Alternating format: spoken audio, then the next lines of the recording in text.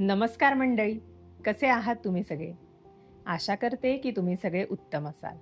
मित्रांनो, जर तुमच्या ओळखीच्या कोणत्या व्यक्तीला किंवा तुमच्या समोर जर कोणाला साप चावल्याची घटना घडली, तर तुम्ही काय कराल? मी तुम्हाला 4 पर्याय देते आणि तुमचं उत्तर तुम्ही मला कमेंट बॉक्समध्ये नक्की सांगा.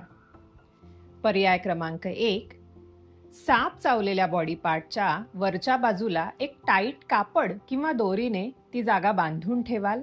पर्याय क्रमांक 2, साप चावलेल्या जागेला तुम्ही एखाद्या धारदार वस्तूने कट कराल, जसं की चाकू किंवा ब्लेड. पर्याय क्रमांक 3, साप चावलेल्या ठिकाणाहून तुम्ही विष तोंडाने शोषून नंतर ते थुंकणार. आणि पर्याय क्रमांक 4, साप चावलेल्या जागेला अजिबात न हलण्यासाठी एखादी स्प्लिंट तिथे लावून ठेवाल. तुम्ही हा व्हिडिओ शेवटपर्यंत बघा आणि पडताळून बघा की जो ऑप्शन तुम्ही कमेंट बॉक्समध्ये लिहिला होता तो बरोबर होता का तुम्ही दिलेल्या ट्रीटमेंटमुळे किंवा फर्स्ट एडमुळे पेशंटला हार्म होण्याची शक्यता होती. जास्तीत जास्त लोकांना या गोष्टीची माहिती असणं खूप गरजेचं आहे आणि तुमच्या जास्तीत जास्त मित्रमैत्रिणींसोबत हा व्हिडिओ नक्की शेअर करा. मी doctor Pooja, founder of doctor Pooja's homeopathic clinic, Kothrud, Pune.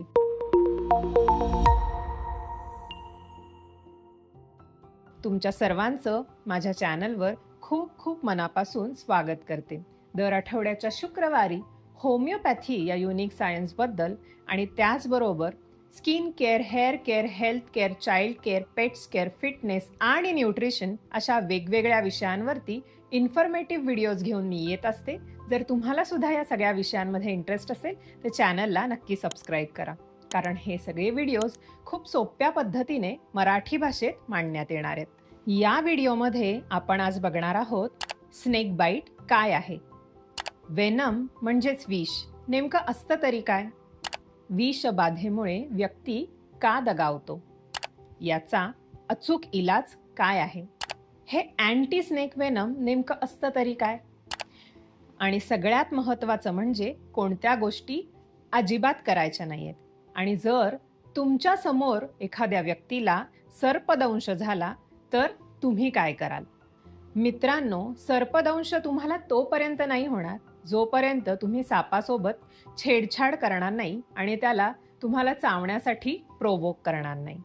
Snake bite त्या लोकांमध्ये जास्त होतो जे सापांच्या हाय प्रॉबॅबिलिटी एरियाजमध्ये राहतात, जसं की शेतकरी, लेबरर्स, कन्स्ट्रक्शन वर्कर्स, किंवा जर तुम्ही कोणत्या ट्रेकसाठी वगैरे जात असाल किंवा तुम्ही सर्पमित्र असाल तर अशा लोकांमध्ये सर्पदंशाची रिस्क जास्त असते. तशा तर सापांच्या खूप साऱ्या प्रजाती आढळतात. फक्त भारतामध्येच सापांच्या 300हून अधिक प्रजाती माहिती आहेत. पण 4 अशा मोस्ट कॉमन प्रजाती आहेत ज्यांच्यामुळे सगळ्यात जास्त डेथ झालेल्या बघायला मिळतात. त्या आहेत, पहिली कोब्रा, दुसरी रसल वायपर, तिसरी सॉ स्केल वायपर आणि चौथी कॉमन क्रेट. तसं तर साप छेडछाड केल्यावरच चावतो, पण क्रेट एक असा साप आहे जो झोपलेल्या माणसांना चावून निघून जातो. जे लोक जमिनीवर झोपतात, जे कन्स्ट्रक्शन वर्कर्स असतात, त्यांच्यामध्ये क्रेटच्या चावण्याची प्रॉबॅबिलिटी खूप जास्त असते. हा साप चावून जातो आणि त्याच्या लोकल बाईट साईटवर कोणताही दातांचा मार्क किंवा ब्लीडिंग आणि पेन सुद्धा सोडत नाही. सर्पदंशामध्ये नेमकं काय होतं, का माणसांचा मृत्यू होतो, हे जाणून घेण्याआधी वेनम, विष नेमकं असतं काय हे आपण बघूया. हे जे सापाचं विष असतं यामध्ये खूप सारे एन्झाईम्स असतात आणि हे एन्झाईम्स आपल्या शरीरात असणाऱ्या पेशींची डेथ करतात, पेशींना मारायला सुरुवात करतात. जिथे साप चावलेला आहे त्या लोकल साईटवरती सेल डेथ करतात आणि रक्तावाटे वेगवेगळ्या अवयवांपर्यंत पोहोचून सेल्युलर डेथ म्हणजेच तिथल्या पेशींना मारून त्या खराब करतात. त्यामुळे सर्पदंशाची जी लक्षणं असतात ती साधारण 2 प्रकारची असतात. लोकल लक्षणं म्हणजेच त्या जागेला जिथे साप चावला आहे तिथे, आणि दुसरी लक्षणं तेव्हा येतात जेव्हा हे विष रक्तावाटे आपल्या शरीरात जातं.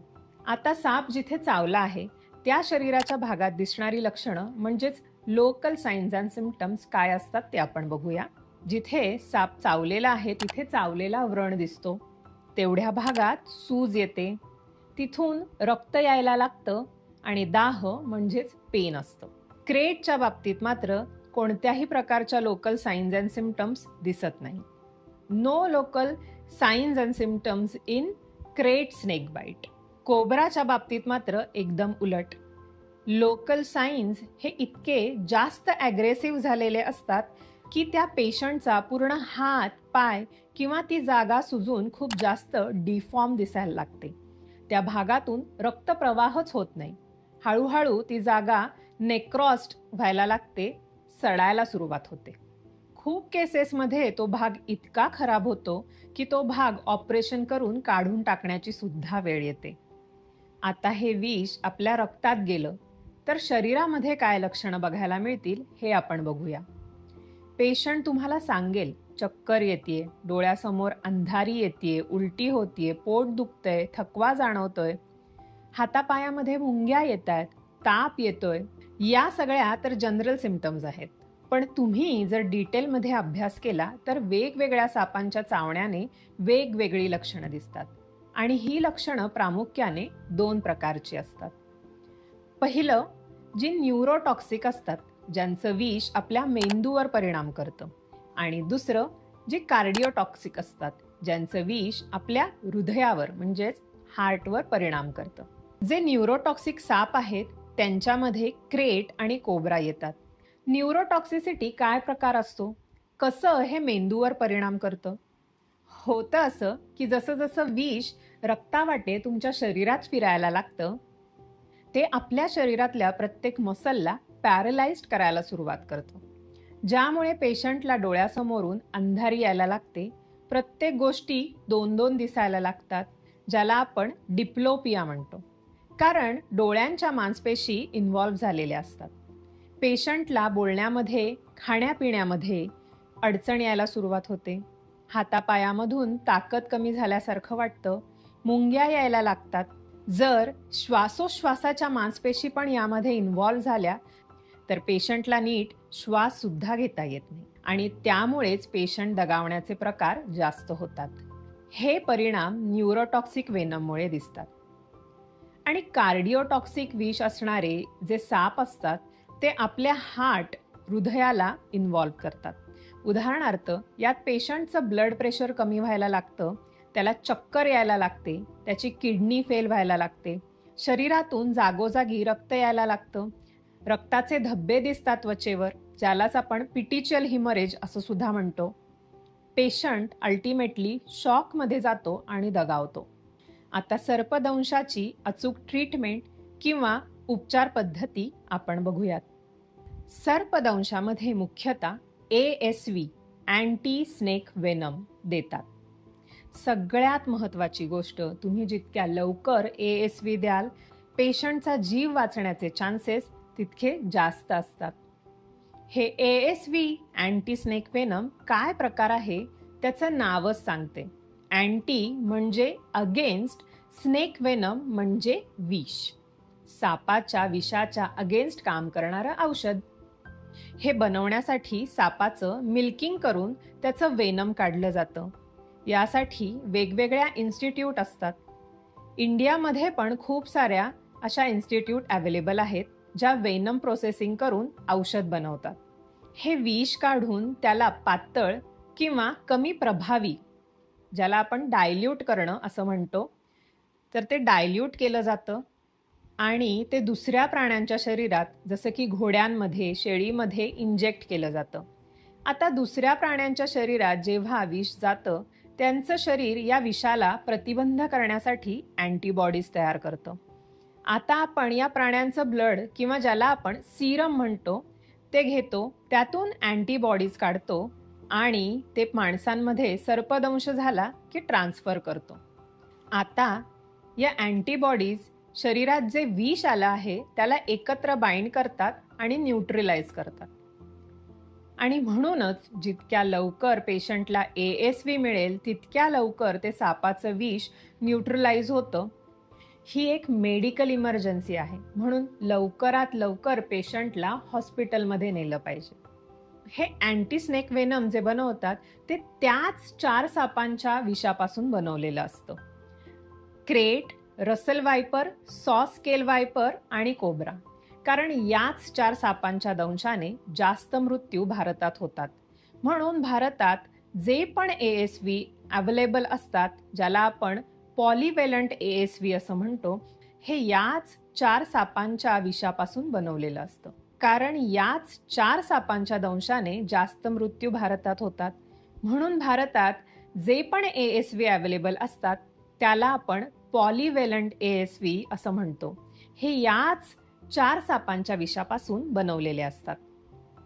मला खूप वेळा हा प्रश्न लोक विचारतात, सर्पदंशासाठी होमिओपॅथीमध्ये काय औषधं असतात? किंवा लॅकेसिस, नाजा, क्रॉटेलस हॉरिडस अशा सापांच्या विषापासून बनवलेल्या होमिओपॅथिक औषधांबद्दल चुकीची माहिती मिळवून आलेले पण लोक मला भेटतात आणि विचारतात, हे औषध सापाच्या विषापासून बनवलेलं आहे, तर हे साप चावल्यानंतर आपण वापरू शकतो का? या प्रश्नाचं उत्तर खूप मोठा नाही असं आहे. हो, ही औषधं जरी वेगवेगळ्या विषारी सापांच्या विषापासून बनवलेली असली तरी ती औषधं सर्पदंशासाठी अजिबात नाहीयेत. विषावर प्रक्रिया करून त्याचा विषारी अंश हा आजार बरा करण्याच्या गुणांमध्ये कन्वर्ट करून ही औषधं वेगवेगळ्या इतर आजारांना बरं करण्यासाठी वापरतात, सर्पदंश सोडून.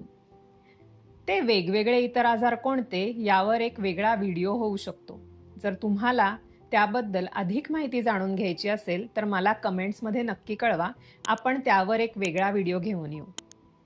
पण चुकूनही साप चावलेल्या माणसाला घरगुती उपचार, होमिओपॅथिक औषधं, झाडपाल्याची औषधं देत बसायचं नाही. वेळ वाया घालवायचा नाही, कारण ही एक मेडिकल इमर्जन्सी आहे. आणि जर कोणत्या व्हिडिओमध्ये, व्हॉट्सॲप मेसेजमध्ये अशी माहिती तुम्ही वाचली असेल की सर्पदंशासाठी नाजा हे होमिओपॅथिक औषध उपयोगी पडतं, तर ती खूप मोठी चुकीची माहिती आहे. त्याकडे दुर्लक्ष करा, कारण असं केल्याने पेशंटचा जीव जाऊ शकतो. प्रत्येक पॅथीमध्ये काही ना काही रिस्ट्रिक्शन्स ट्रीटमेंटमध्ये असतात. त्यामुळे ज्या आजाराला जी योग्य ट्रीटमेंट आहे ती करणे नेहमी शहाणपणाचं ठरतं. मी होमिओपॅथिक डॉक्टर आहे तर मी स्नेक बाईट होमिओपॅथीनेच बरा करणार असला मूर्खपणा करायला जायचं नाहीये. जर पेशंटमध्ये ऑलरेडी टॉक्सिन्सचा इफेक्ट दिसायला सुरुवात झाली असेल आणि मग तो हॉस्पिटलला आला आहे, यावेळी कशा प्रकारे उपचार होतो हे आपण बघूया. अशा केसेसमध्ये पेशंटला जे पण सिम्पटम्स येत आहेत त्याप्रमाणे ट्रीट केलं जातं. जर पेशंटला पॅरालिसिस झाला असेल, श्वास घेण्यात अडचण येत असेल तर व्हेंटिलेटर सपोर्टवर ठेवलं जातं. जर शरीरात ब्लीडिंग होत असेल तर ब्लीडिंग थांबवण्यासाठी प्रयत्न केले जातात. जर BP कमी होत असेल तर BP वाढवण्यासाठीची औषधं दिली जातात.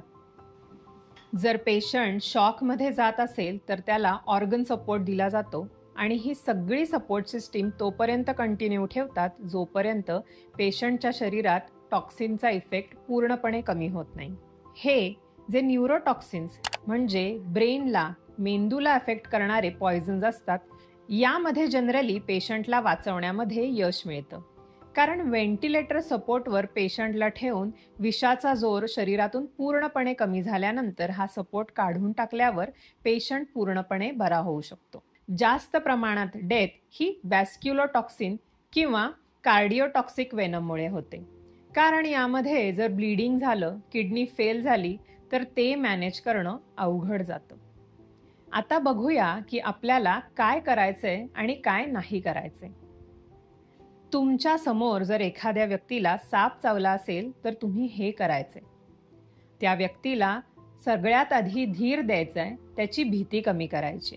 कारण 70% साप हे बिनविषारी किंवा निमविषारी सापांमध्ये असतात आणि जे 30% विषारी साप आहेत त्यापैकी 50% सापच आपलं विष हे इंजेक्ट करतात. त्यामुळे 15% पेशंटमध्येच साप चावल्यानंतर त्रासदायक विषबाधा होते, म्हणून घाबरून जाऊ नका. साप चावलेल्या व्यक्तीला त्वरित इमोबाईल करा, त्याला आडवं झोपवा, ज्या भागाला साप चावला आहे त्या हात किंवा पायाला इम्मोबाईल करा आणि स्प्लिंट लावा. स्प्लिंट काय असतं? कोणतीही काठी किंवा हार्ड ऑब्जेक्ट घ्यायचा आणि दोरीने त्या भागाजवळ टाईट बांधायचा, म्हणजे तो हात किंवा पाय अजिबात हलता कामा नये. जसं आपण फ्रॅक्चर झाल्यावर आपल्या हाडांमध्ये करतो, सेम तसंच करायचे.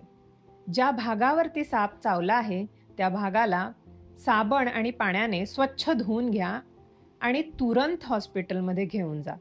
कारण जेवढ्या लवकर पेशंटला ASV मिळेल, पेशंट वाचण्याचे चान्सेस तेवढे जास्त असतात. हे माहिती असणं खूप महत्त्वाचं आहे की आपल्याला काय करायचं नाहीये. पेशंटला कोणत्याही झाड, फूक, ओझा यांच्याकडे अजिबात न्यायचं नाही. ही एक मेडिकल इमर्जन्सी आहे, म्हणून हॉस्पिटलमध्येच पेशंट न्यायचा आहे. कोणतीही अल्टरनेटिव्ह मेडिकल ट्रीटमेंट, आयुर्वेदिक, होमिओपॅथी, नॅचरोपॅथी पेशंटला द्यायची नाहीये. कारण याने काहीच होत नाही, उलटा पेशंटचा रिस्क फॅक्टर वाढतो. दुसरं म्हणजे आपल्याला अजिबात वेळ वाया घालवायचा नाहीये. तातडीने हॉस्पिटल गाठायचे. पेशंटला चालू द्यायचं नाहीये, पेशंटला हलवायचं नाहीये, पेशंटला पळवत न्यायचं नाहीये. एकदम इम्मोबाईल करायचे. ज्या ठिकाणी साप चावलेला आहे त्या जागेला कापणे किंवा विष सक करणे असं काहीही करायचं नाहीये. साप चावलेल्या ठिकाणी कोणतंही टाईट कापड, दोरी असं काहीही बांधायचं नाही. असं केल्याने पेशंटला हार्म होतो. त्या जागेचा ब्लड सप्लाय अजून कमी होतो आणि तो भाग जास्त खराब व्हायला लागतो. नेक्रोसिस पण होऊ शकतो. पेशंटला दारू, अल्कोहोल द्यायचं नाहीये. अल्कोहोलमुळे विष जास्त स्पीडने रक्तात फ्लो व्हायला लागतं. पेशंटची तब्येत जास्त गंभीर होते. साप कोणत्या जातीचा होता, कोणत्या प्रकारचा होता हे बघत बसायचं नाहीये किंवा सापाला मारून सोबत हॉस्पिटलमध्ये नेण्याची सुद्धा गरज नसते. कारण जे ASV असतं ते त्याच 4 जातीच्या सापांपासून बनवलेलं असतं ज्यांच्यामुळे सगळ्यात जास्त जीवितहानी होते. हे त्यांच्याच विषापासून बनवलेलं असतं. ते ऑलरेडी सगळ्या प्रजाती कव्हर करतं. त्यामुळे कोणत्या सापाने चावलं आहे हे बघायची गरज नसते. त्याने फारसा फरक पडत नाही. आपल्या हेल्थ सेक्टर्समध्ये जे ASV मिळतं ते याच 4 प्रजातींचं मिळतं. आपण साप चावण्यापासून स्वतःला कसं वाचवू शकतो हे बघूया. 2-4 खूप सोप्या गोष्टी आहेत ज्याने स्नेक बाईट अवॉइड करता येतं. जे खाली जमिनीवर झोपतात त्यांना आपण सांगायचे की मस्किटो नेट लावा, ज्याने साप त्यांच्या जवळ पोहोचू शकणार नाही. थोड्या हाईटवर बेडवर झोपणं प्रेफर करा. बाहेर आउटिंगला, ट्रेकिंगला जाताना लॉंग बूट्स घाला, ज्याने बाईट होणार नाही. एक काठी घेऊन ती वाजवत थोडा आवाज करत चाला, ज्यामुळे कंपन होतील आणि साप त्या जागेवरून आधीच निघून जाईल. दगडांच्या खाली, अडगळीच्या जागी जिथे सापांची लपण्याची जागा आहे त्या ठिकाणी छेडछाड करणं शक्यतो टाळा. सापांसोबत अजिबात खेळू नका.